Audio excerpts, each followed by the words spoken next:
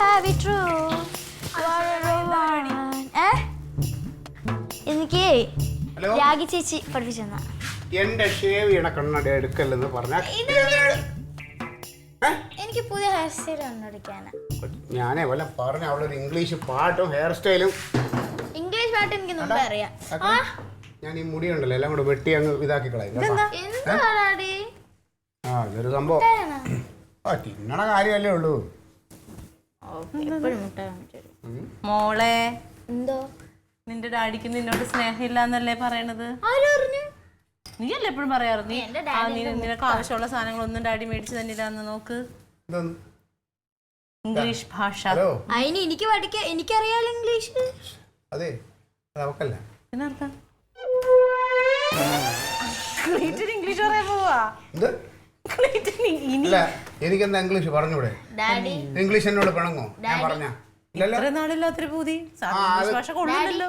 കാര്യമുണ്ട്. ഇംഗ്ലീഷ് പഠിക്കാനൊക്കെ എനിക്ക് ഇഷ്ടമാണ്, പക്ഷെ പഠിച്ചില്ലെങ്കിൽ നാണം കേടും. എനിക്ക് കൂടെ നാണക്കേട്.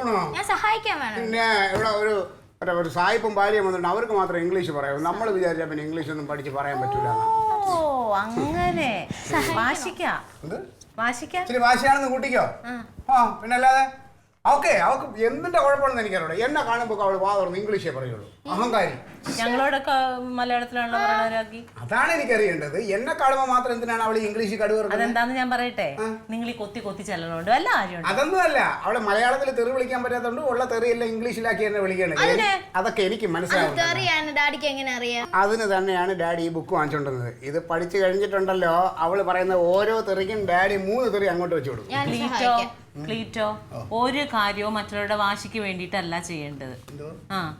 ഈ കാര്യത്തിൽ എനിക്ക് ഇച്ചിരി വാശിയുണ്ടെന്ന് കൂട്ടിക്കോ. നല്ല കാര്യത്തിനൊന്നല്ല, തെറി വിളിക്കാൻ വേണ്ടിട്ടല്ലേ പറഞ്ഞാണ്ടല്ലോ. ആ ജമന്തിയൊക്കെ നമ്മൾ പൂവിട്ട് തൊഴണം. അവളൊന്നും ഇത്രയും ഉപദ്രവമില്ലായിരുന്നു. ഇത് ഇങ്ങനെ 2 മുതലിനെ കൊണ്ട് ഇവിടെ ഇട്ട്. എന്റെ കർത്താവേ, പാവം. നീ ഒരു കാര്യം, നീ സർട്ടിഫിക്കറ്റ് എഴുതി ഒപ്പിട്ട് കൊടുക്ക. ഇതിനകത്ത് മലയാളമാണല്ലോ എഴുതി വെച്ചേക്കണേ. മലയാളമാണല്ലോ എഴുതി വെച്ചേക്കണേ. ഇംഗ്ലീഷ് കണ്ട് ഇംഗ്ലീഷിന്റെ മലയാളം അർത്ഥവും ഇംഗ്ലീഷ് പറഞ്ഞുള്ള മലയാളം. നീ ഇതൊക്കെ വായിച്ചൊക്കെ എന്താ ആവശ്യമുള്ളത്? ഇതിലെ ആവശ്യങ്ങളുണ്ട്. ഇതിൽ നമുക്ക് ഓരോരോ കാര്യങ്ങൾ പഠിക്കാൻ പറ്റും. ഇതിപ്പോ നോക്കിക്കോ.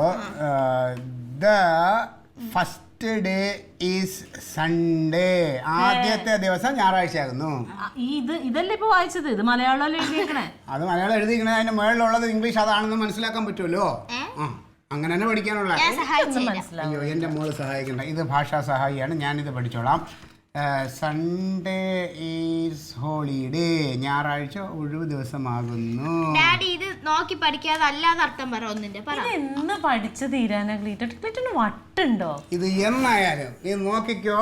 വളരെ ചുരുങ്ങിയ സമയം കൊണ്ട് ഞാൻ ഇംഗ്ലീഷ് പഠിച്ചിട്ട് ഞാൻ അവളോട് പകരം വീട്ടുകയും ചെയ്യും. നീ നോക്കിക്കോ. ഇംഗ്ലീഷിൽ പകരം വീട്ടുന്ന ആൾക്കാരെ ഞാൻ ആദ്യം ടുമോറോ വിൽ ബി ട്യൂസ്ഡേ. നാളെ ചൊവ്വാഴ്ച ആകുന്നു.